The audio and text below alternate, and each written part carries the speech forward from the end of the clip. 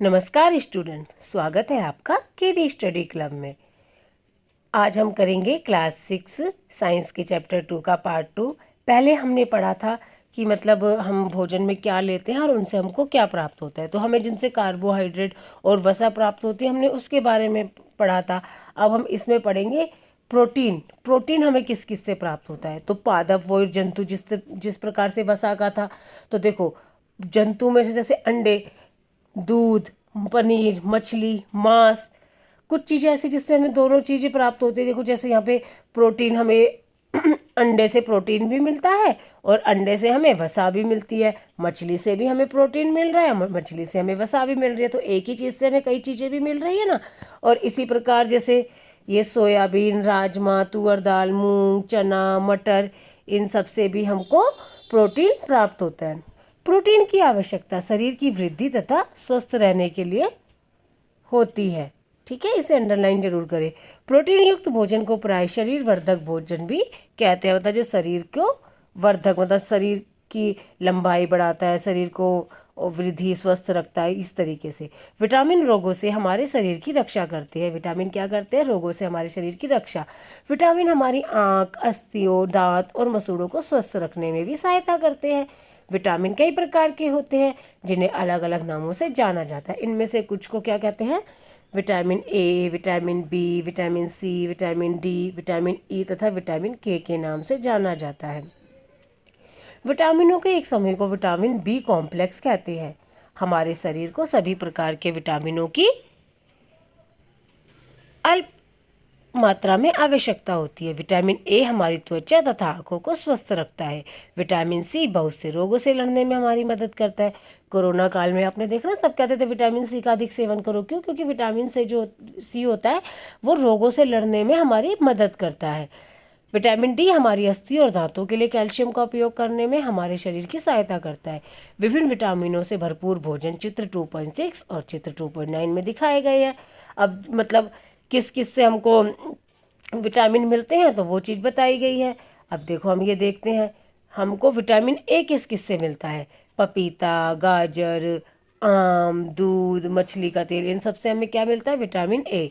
और हमें vitamin B किस से मिलता है? चावल से, यकृत से और गेहूं से। और विटामिन सी के लिए सबसे अच्छा जो एग्जाम्पल होता है, जो खट्टी चीज़ें होती हैं उनसे हमें विटामिन सी मिलता है। अमरूद, मिर्च, नींबू, आंवला, टमाटर, संतरा, इन सब से हमें क्या मिलता है? विटामिन सी मिलता है। अब देखो जैसे इधर दे रखा है कुछ खनिज लवण। अब हमें खनिज लवण के स्रोत भी बता रखे हैं इधर। तो खनिज लवण अंडे से भी मिल रहा है, दूध से भी मिल रहा है। कैल्शियम हमें पालक के पत्ते, यकृत है, एप्पल है, ये सब चीज़ें हमें, हम एक ही चीज़ से हमको कई चीज़ें खनिज लवण भी मिलते हैं। कैल्शियम भी, विटामिन भी, वसा भी, ये सब मिलता है। ठीक है। लोह किससे मिलता है? जैसे कोई भी चीज़ आप काट के रखते हैं और वो थोड़ी देर में काला सा या लाल सा हो जाता है, तो उससे हमें लोहा मिलता है। वैसे वाला लोहा नहीं, जो आप दरवाजे वगैरह का लोहा होता है। ठीक है ना। तो इस तरीके से आयोडीन, आयोडीन किस किस से मिलता है? पालक से मिलता है, अदरक से मिलता है, इस तरीके से। अब ये देखिए इसमें दे रखा ना, हमारा शरीर भी सूर्य के प्रकाश की उपस्थिति से विटामिन डी बनाता है। इन दिनों कोई भी सूर्य के प्रकाश में नहीं रह पाता, जिससे लोगों में इसकी कमी हो जाती है। पहले तो लोग वह खेतों में काम करते थे, बाहर निकलते थे, बैठते थे, उनके पास टाइम होता था, तो सूरज की रोशनी में बैठने से हमारा शरीर अपने आप विटामिन डी बना लेता था, तो विटामिन डी की कमी नहीं होती। आजकल लोग वर्किंग है, सुबह उठते हैं, काम करते हैं, ऑफिस चले जाते हैं, फिर शाम को आते हैं, जब तक तो सूरज नहीं रहता, और सुबह सुबह ही सूरज की रोशनी से हमें विटामिन डी बनता है। तो हमारा शरीर मतलब विटामिन डी बनाता है। आजकल लोग इतने व्यस्त हैं कि ये नहीं धूप में बैठ पाते हैं, तो इससे क्या होता है? हमारे शरीर में विटामिन डी की कमी हो जाती है। हमारे शरीर को खनिज लवणों की आवश्यकता अल्प मात्रा में होती है। ज़्यादा नहीं चाहिए होता, मतलब थोड़ा ही चाहिए होता है, थोड़ी थोड़ी हर चीज़ की। शरीर के उचित विकास तथा अच्छे स्वास्थ्य के लिए प्रत्येक खनिज लवण आवश्यक है। विभिन्न खनिज लवणों के कुछ स्रोतों को चित्र 2.10 में दर्शाया गया है। देखो मैंने अभी आपको पहले ही पढ़ा दिया था। ये अधिकांश खाद्य पदार्थों में एक से अधिक पोषक होते हैं। आपने भी सारणी 2.2 में प्रेक्षणों को लिखते समय इस बात को अवश्य देखा होगा। फिर भी किसी कच्ची सामग्री में एक निश्चित पोषक की मात्रा दूसरे पोषकों की मात्रा से अधिक हो सकती है। उदाहरणतः चावल में कार्बोहाइड्रेट की मात्रा दूसरे पोषकों से अधिक होती है। मतलब कि कार्बोहाइड्रेट आपको और भी चीज़ों से मिलेगा, परंतु चावल से ज़्यादा मिलेगा। इस आधार पर हम ये कह सकते हैं कि चावल कार्बोहाइड्रेट समृद्ध भोजन है। इन पोषकों के अलावा हमारे शरीर को आहारी रेशों तथा जल की भी आवश्यकता होती है। आहारी रेशे रुक्षांश के नाम से भी जाने जाते हैं। हमारे खाने में रुक्षांश की पूर्ति मुख्यतः पादप उत्पादों से होती है, जो कि हमें पेड़ पौधों से मिलते हैं। रुक्षांश के मुख्य स्रोत क्या है? साबुत खाद्यान्न, दाल, आलू, ताजे फल और सब्जियां हैं। रुक्षांश हमारे शरीर को कोई पोषक प्रदान नहीं करते हैं, फिर भी यह हमारे भोजन का आवश्यक अवयव है और इसका आयतन बढ़ा देते हैं। रुक्षांश बिना पचे भोजन को बाहर निकालने में हमारे शरीर की सहायता करते हैं। जल भोजन में उपस्थित पोषकों को अवशोषित करने में हमारे शरीर की सहायता करता है। यह कुछ अपशिष्ट पदार्थों जैसे कि मूत्र तथा पसीने को शरीर से बाहर निकालने में सहायता करता है। सामान्यतः हमारे शरीर को जितने जल की आवश्यकता होती है वह हमें उन वस्तुओं से प्राप्त होता है जिन्हें हम द्रव रूप में लेते हैं, जैसे कि जल, दूध और चाय। इसके अतिरिक्त हम जो भी भोजन पकाते हैं उसमें भी पानी का प्रयोग किया जाता है। आइए देखें कि क्या कोई अन्य स्रोत हमारे शरीर को जल प्रदान करता है। अब कोई आप फल और सब्जी खा रहे हैं तो उसमें भी पानी होता है, उससे भी हमारे हमारे शरीर को जल प्राप्त होता है। पेय पदार्थ से तो होता ही होता है। क्रियाकलाप 3, एक टमाटर अथवा नींबू जैसा कोई फल ले, इसे छोटे छोटे हिस्सों में काट ले। क्या ऐसा करते समय आपके हाथ गीले होते हैं? जब भी आपके घर में किसी फल या सब्जी को काटा, छीला या मसला जाता है तब ध्यानपूर्वक उसका निरीक्षण करें। क्या ऐसा करते समय आपको किसी ऐसे ताजे फल या सब्जी के बारे में पता चलता है जिसमें पानी की मात्रा नहीं होती? कुछ चीज़ें सूखी भी तो होती है ना। हम देखते हैं कि कई खाद्य पदार्थों में जल होता है। कुछ सीमा तक हमारे शरीर के लिए आवश्यक जल की पूर्ति इसी जल से हो जाती है। इसके अतिरिक्त कई खाद्य पदार्थों को पकाते समय हम उसमें जल डालते हैं। संतुलित आहार मतलब कि एक बैलेंस डाइट क्या होनी चाहिए? 2.3, सामान्यतः पूरे दिन में जो कुछ भी हम खाते हैं उसे आहार कहते हैं। हमारे शरीर की वृद्धि और अच्छे स्वास्थ्य को बनाए रखने के लिए हमारे आहार में वे सभी पोषक तत्व उचित मात्रा में होने चाहिए जिनकी हमारे शरीर को आवश्यकता है। कोई भी पोषक तत्व ना आवश्यकता से अधिक हो और ना ही कम। मतलब हमें जो पोषक तत्व चाहिए अगर उसकी अधिकता हो जाएगी तो भी हमारे शरीर के लिए बेकार है, अगर उसकी कमी हो जाएगी तो भी हमारे शरीर के लिए बेकार है। हमारे आहार में पर्याप्त मात्रा में रुक्षांश तथा जल भी होना चाहिए। इस प्रकार के आहार को संतुलित आहार कहते हैं। क्या आप सोचते हैं कि प्रत्येक आयु वर्ग के लोगों को एक ही प्रकार के आहार की आवश्यकता होती है? बिल्कुल भी नहीं। छोटा है, बड़ा है, उसे उसी तरीके से ज़रूरत होगी और जो जैसा काम करता है उसे उसी प्रकार से ज़रूरत होगी। क्या आप यह भी सोचते हैं कि हमारा संतुलित आहार हमारे शारीरिक कार्य पर निर्भर करता है? बिल्कुल करता है। एक सप्ताह की अवधि में आप जो भी खाते हैं उसका एक चार्ट तैयार कीजिए। जांच कीजिए कि प्रतिदिन जो भोजन आप करते हैं क्या उसमें सभी पोषक तत्व उपस्थित हैं।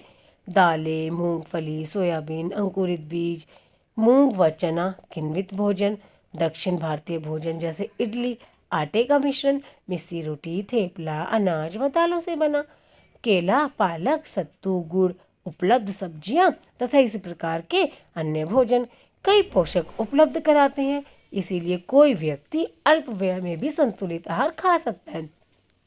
अब हमें देखो संतुलित आहार के लिए बहुत महंगी महंगी चीज़ें तो लेनी नहीं है, नॉर्मल सी सब्जियां वगैरह यही लेनी है, तो इसलिए थोड़े से खर्चे से भी हम संतुलित भोजन खा सकते हैं।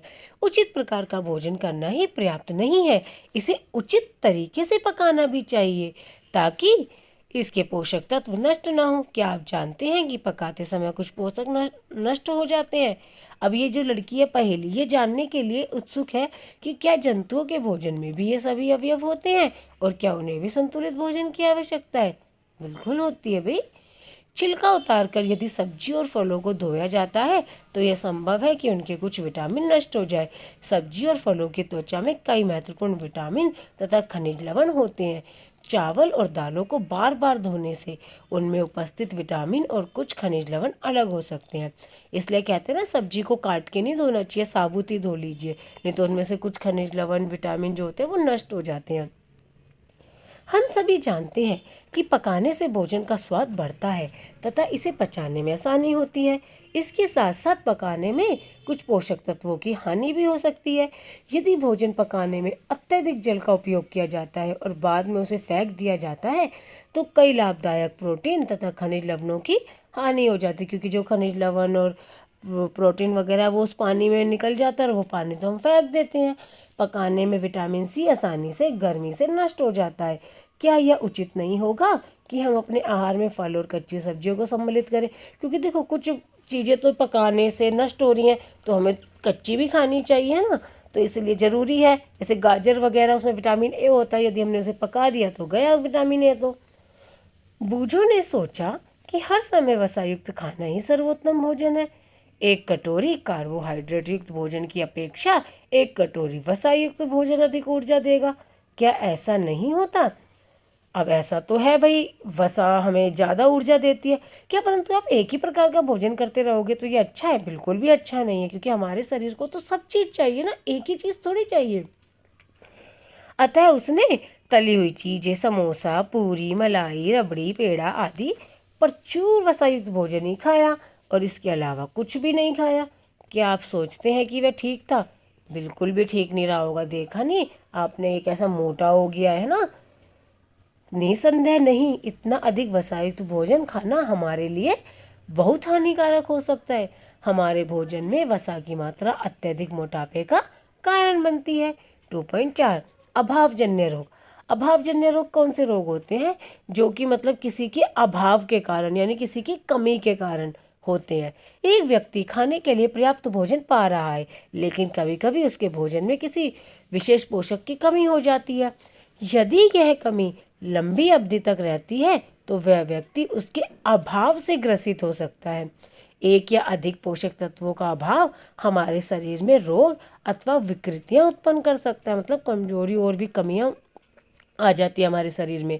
वे रोग जो लंबी अवधि तक पोषकों के अभाव के कारण होते हैं उन्हें अभावजन्य रोग कहते हैं। ये अंडरलाइन जरूर करिया कीजिए जो भी इम्पोर्टेंट चीज़ होती है। यदि कोई व्यक्ति अपने भोजन में पर्याप्त प्रोटीन नहीं ले रहा है तो उसे कुछ रोग हो सकते हैं, जैसे वृद्धि का अवरुद्ध होना, चेहरे पर सूजन, बालों के रंग का उड़ना, त्वचा की बीमारियां और पैचिस आदि। यदि प्रोटीन तथा कार्बोहाइड्रेट दोनों ही किसी व्यक्ति के आहार से एक लंबे समय तक अनुपस्थित रहे तो उसकी वृद्धि पूरी तरह अवरुद्ध हो जाएगी। ऐसा व्यक्ति बहुत दुबला पतला हो जाएगा। वह इतना दुर्बल हो जाएगा कि चलने में भी असमर्थ होगा। अगर प्रोटीन और कार्बोहाइड्रेट उसे काफ़ी लंबे टाइम तक नहीं मिलेगा, एक तो उसकी वृद्धि रुक जाएगी और चलना फिरना भी उसके लिए दुर्बल हो जाएगा, क्योंकि ऊर्जा तो उसे मिलेगी ही नहीं। विभिन्न विटामिन और खनिज लवणों के अभाव से विभिन्न रोग अथवा विकृतियां हो सकती हैं। इनमें से कुछ सारणी 2.3 में दर्शाए गए, अभी हम ये सारणी भी पढ़ेंगे। सभी अभावजन्य रोगों की रोकथाम संतुलित आहार लेने से की जा सकती है। इस अध्याय में हमने स्वयं से यह जानने की कोशिश की कि विभिन्न क्षेत्रों के भोजन में इतनी अधिक विविधता होते हुए भी आहार में पोषक तत्वों का वितरण सामान्य है। यह वितरण हमारे भोजन में आवश्यक पोषक तत्वों की उपस्थिति सुनिश्चित करता है। अब देखो 2.3 में ही जो दे रखा है ना, विटामिन और खनिज लवणों के अभाव के कारण होने वाले कुछ रोग। अब जैसे देखो विटामिन ए है, विटामिन ए की कमी से कौन सा रोग हो जाता है? तो विटामिन ए की कमी से हमें क्षीण दृष्टिता, जिसे हम रतौंधी भी कह देते हैं, इसके लक्षण क्या है? जैसे मतलब आप कैसे पता लगाएंगे कि आपको ये चीज़ हो रही है? इसमें कमज़ोर दृष्टि, अंधेरे यानी रात में कम दिखाई देना। रात में कम, आप कहोगे रात में तो कम ही है, तो थोड़ा बहुत तो आपको दिखता ही है जिसमें रोशनी है, पर उस व्यक्ति को तो बहुत ही कम दिखाई देगा। कभी कभी पूरी तरह से दिखाई देना भी बंद हो जाता है। अब विटामिन B1 है, इसकी कमी से कौन सा रोग हो जाता है? बेरी बेरी का रोग, दुर्बल पेशियां और काम करने की ऊर्जा में कमी। विटामिन C स्कर्वी, मसूड़ों से खून निकलना, घाव भरने में अधिक समय। अगर विटामिन C की कमी है तो घाव भी जल्दी से नहीं भरता है। अब है विटामिन D, इसकी कमी से क्या हो जाता है? रिकेटस, अस्थियों का मुलायम होकर मुड़ जाना, मतलब मुलायम हो जाती है। और देखा जैसे पोलियो वगैरह किसी को है तो पैर वैर मुड़े होते हैं, इस टाइप से। कैल्शियम, अस्थियां और दंत क्षय, कमजोर अस्थियां और दंत क्षय का रोग, दांतों का रोग हो जाता है। आयोडीन, घेंगा, किस आपने देखा हो कि गले में किसी के गले के या ना काफ़ी बड़ा बड़ा सा हो जाता है, तो उसको घेंगे का रोग कहते हैं।